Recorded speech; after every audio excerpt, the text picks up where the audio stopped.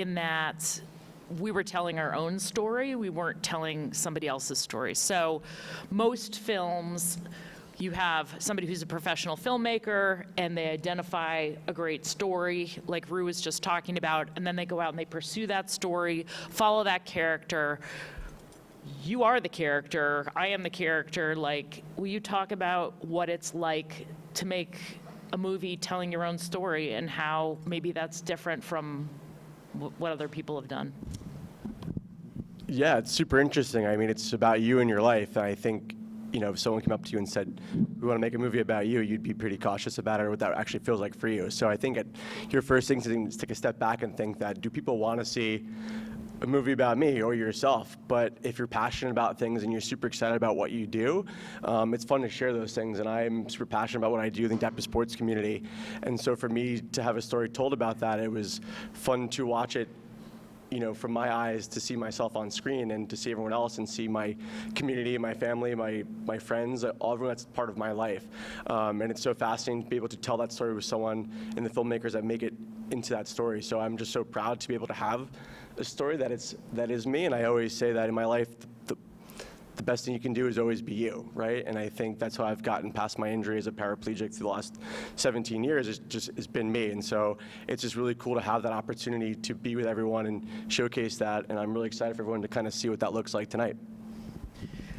Will you talk a little bit about your work and kind of, because the movie doesn't dive into that deeply, but I think it could be interesting for folks here to know that. So I work for a national nonprofit called the Kelly Brush Foundation. We're based out of Vermont, but we help people with spinal cord injuries live their best active lifestyles by providing adaptive sports grants for adaptive sports equipment. As you'll see, there's adaptive mountain bikes actually in the theater that Catalyst Sports has brought. Those bikes are anywhere between $15,000 and $25,000, right? So the barrier to entry into any adaptive sport is super high, especially mountain biking. So for us in our organization, to be able to give grants for that is super important, but we also create super amazing opportunities around the country with adaptive sports camps and events. And over the last 20 years, we've given out over $7 million and 2,500 grants to people with spinal cord injuries around the world to live the life that they want to be able to have that normally we wouldn't be able to have because of that. You guys can clap right there if you want, because that's pretty impressive. No need.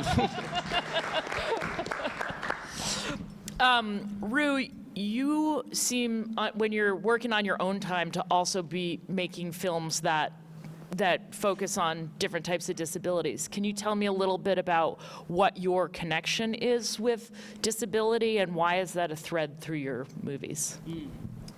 Yeah, very similar. Like, we have an amazing nonprofit near Boulder called Ignite Adaptive Sports, and Ignite does so much work to help people from all walks of life get outside and enjoy winter sports. And I first met someone from the nonprofit, and I met him on the ski lift, and I was like, hey, tell me about sit skiing, like that looks pretty fun and interesting.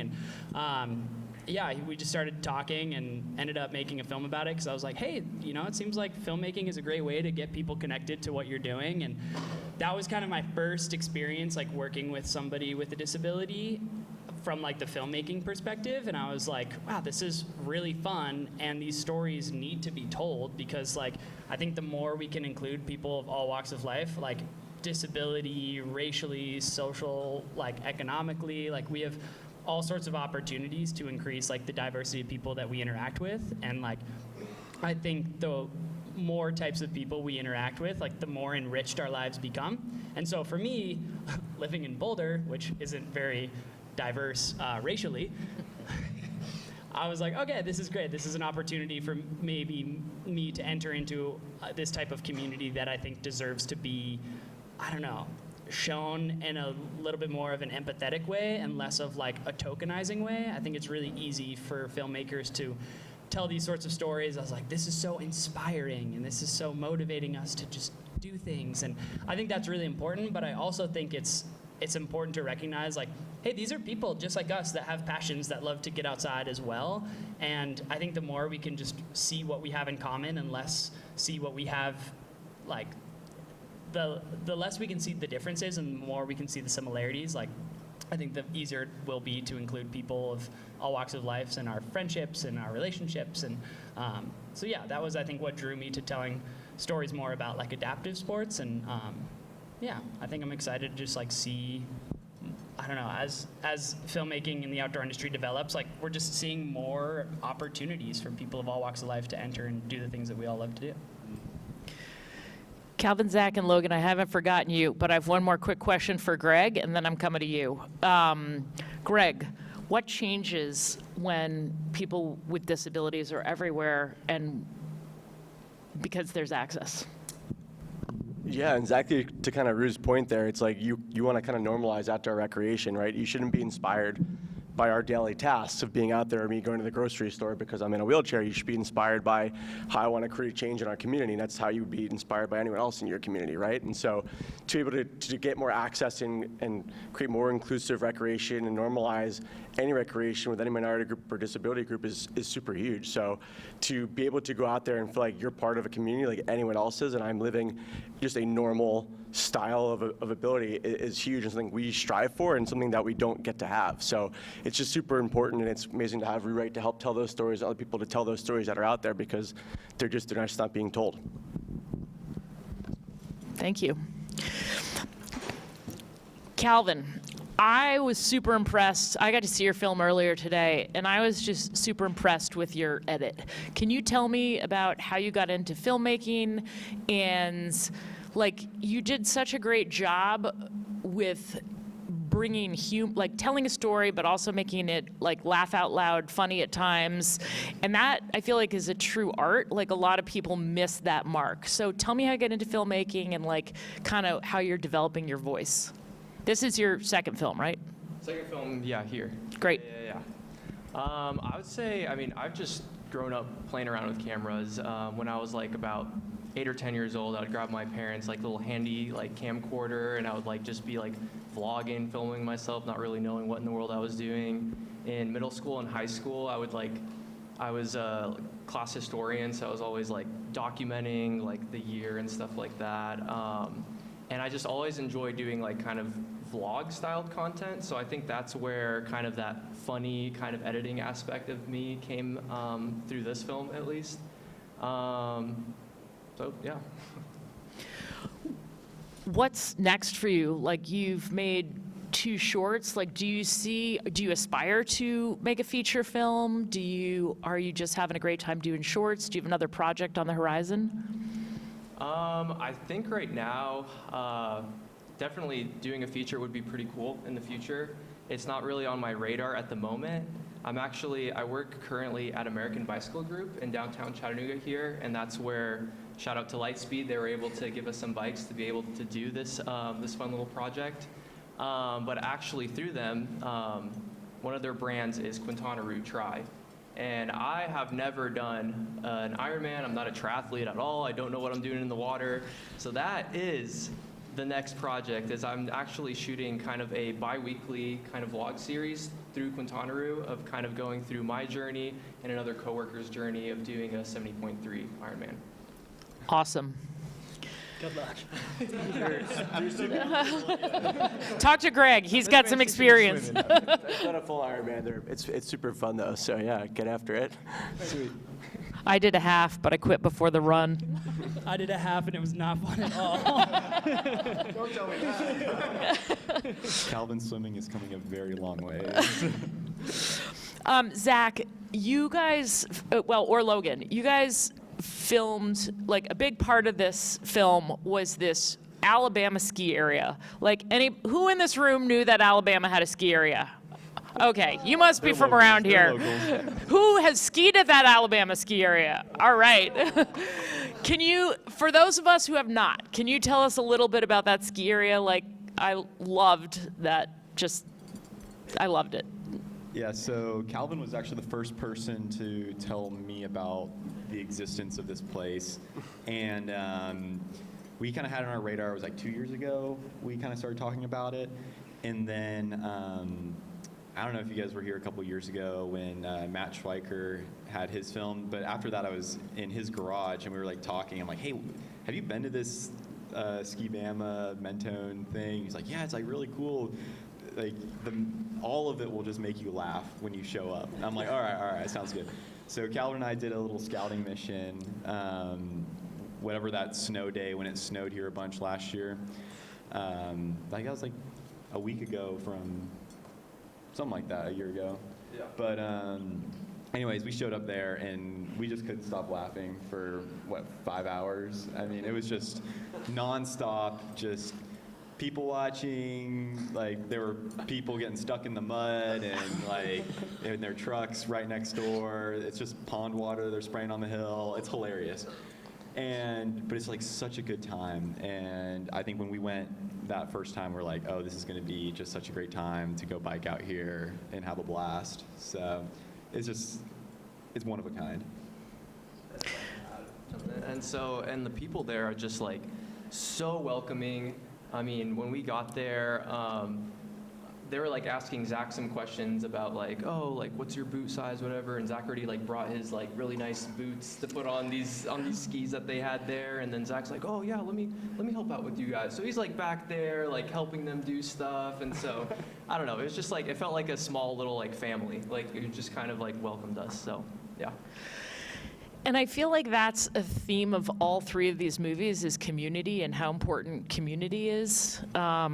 Greg, do you want to talk about community? Yeah, I think community for me is the most important thing ever. After my injury 17 years ago, you know how to be yourself, but you also need people around you for that support. So for people that are comfortable and understand what that looks like, it is super huge. And I moved to Vermont 7 years ago, not knowing what I would do, but I met a group of friends, and I met Berne, and I met so many amazing people, and the mountain bike community has been so amazing to me. I've been part of the ski community. Like I said, I've done an Ironman, so I've been part of that. But the mountain bike community really in Vermont is really what has taken off, and we've had all these people help build this trail system that, I never in my wildest dreams thought we'd be able to do. So having that community be there to support me and my fellow adaptive community is so cool. And even after my injury, I always said, you never find me coming out of a minivan with anyone else in a wheelchair. I thought I was so naive to the disability world. And now it's literally my entire world is the adaptive community. And I would come out of a minivan with as many people in a wheelchair we could stick in it. And so my view has changed so much. And I'm so proud of our community, and I love our community. And I can't wait to introduce you to more of the folks in our community in our movie tonight. Rue, how has making films with a disability theme changed you?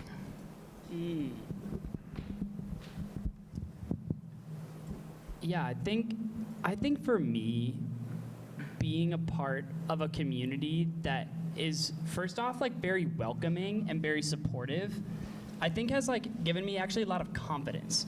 And maybe that's like not the answer that like I actually would have expected when I was thinking about this a few days ago, but like I think when you're given a group of people that are excited to try new things, they're okay with like failing at new things.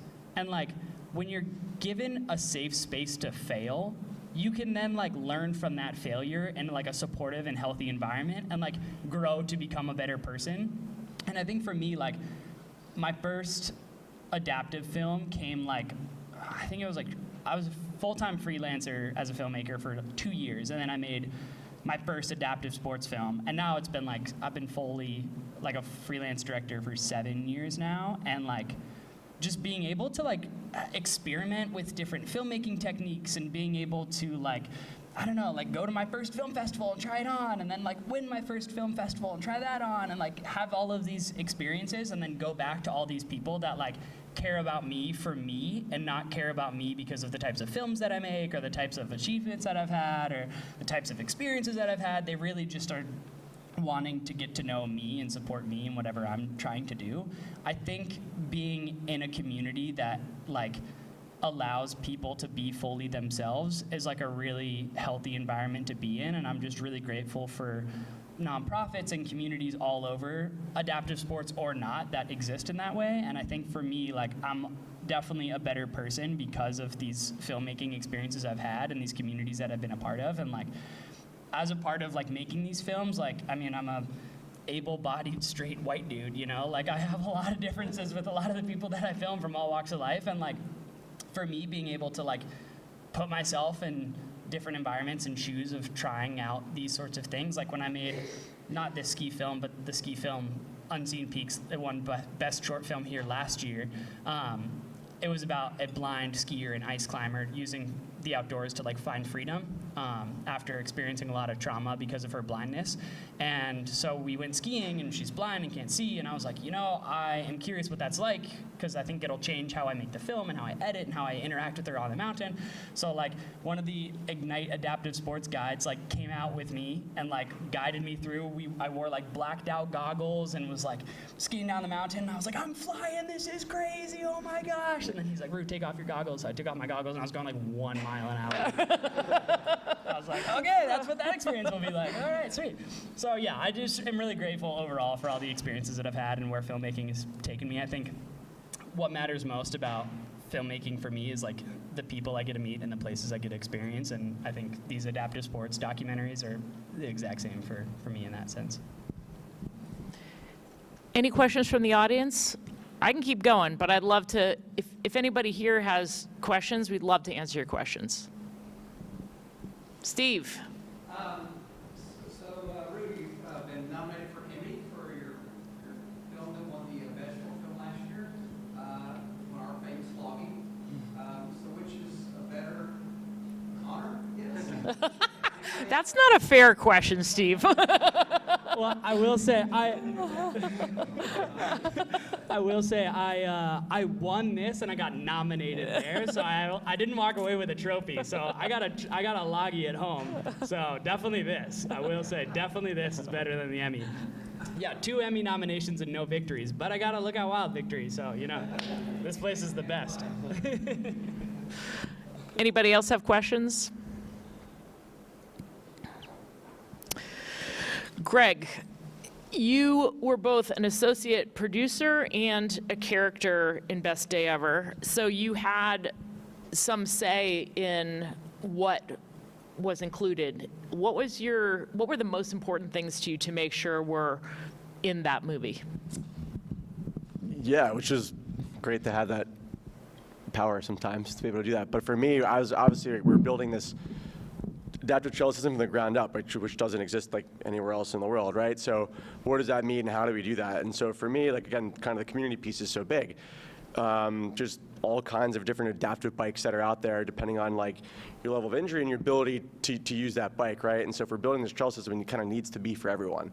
So really trying to showcase all the different adaptive bikes that are out there and making sure that this trail system accommodates all of that. And these different adaptive bikes do a lot of different things. Some are wider than others, some have longer lengths or swing weight, and they turn differently. So to be able to create a trail system that all these bikes can work on and welcome on was really important to me, not just showcasing one bike or what it does, it's that we can all ride that, and that was really super important to me.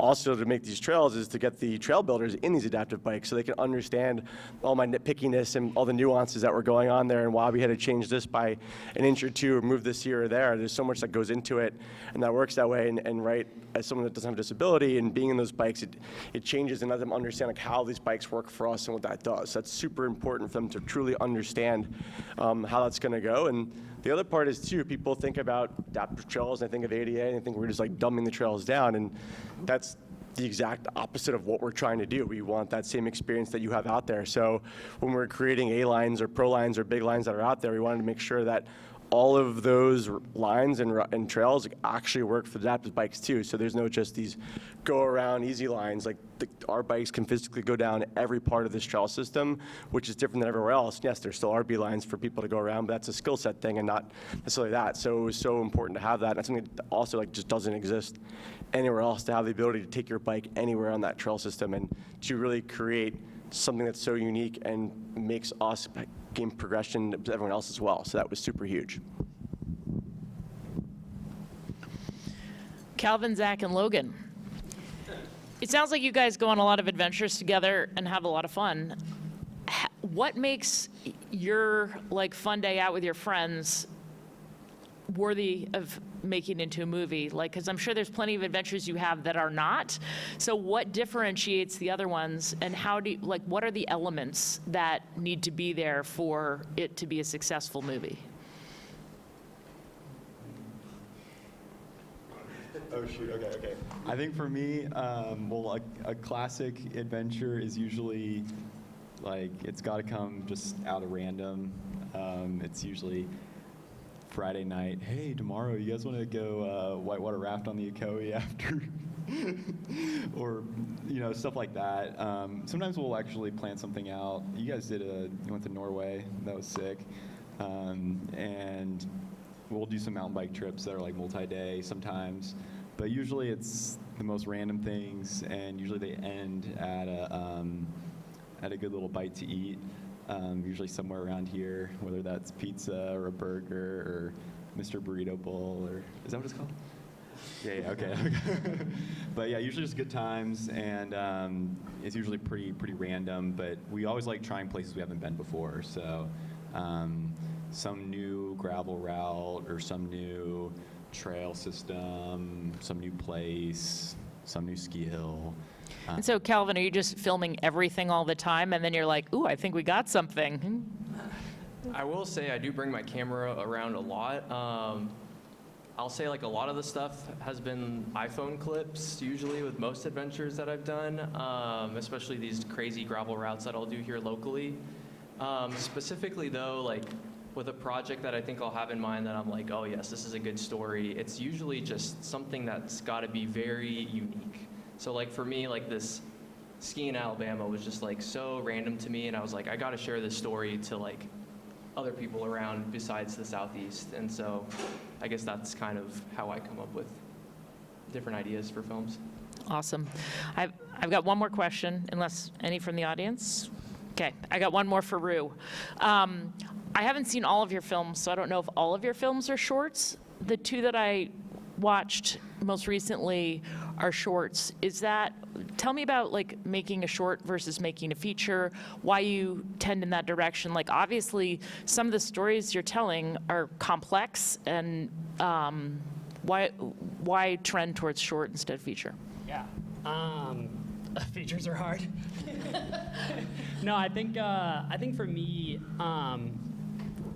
ultimately, like when we resonate with a story and a story is like really good, we want it to be longer, right? Like that's what we associate. We're like, oh, that was so good. Like I wish we had more time to enjoy that story or that film or that experience or whatever.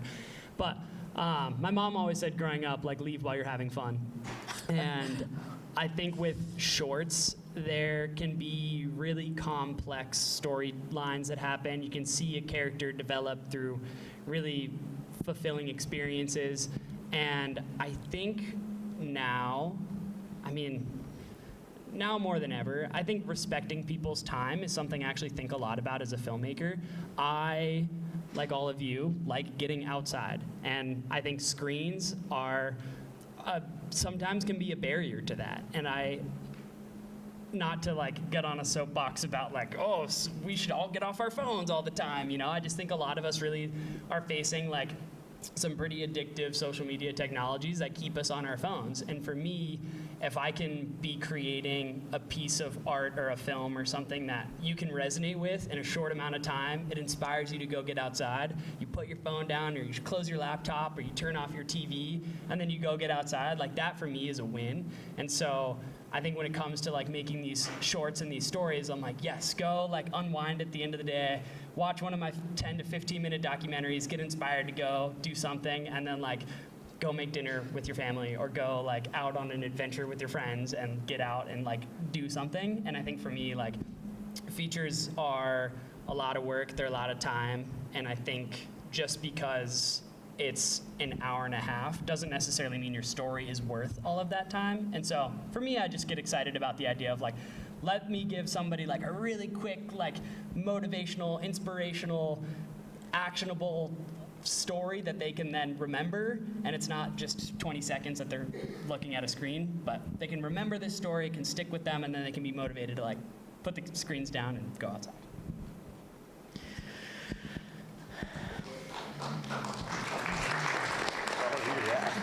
Excited to see your film.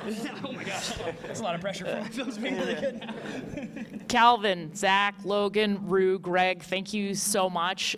We hope you can come out tonight and watch Beyond the Gates, Shut Up Legs, We're Skiing Bama, and Best Day Ever. All three films are playing tonight at the Lookout Wild Film Festival just up the hill, and we hope we see you there. And come talk to us if you have questions too. 100%. Thank you.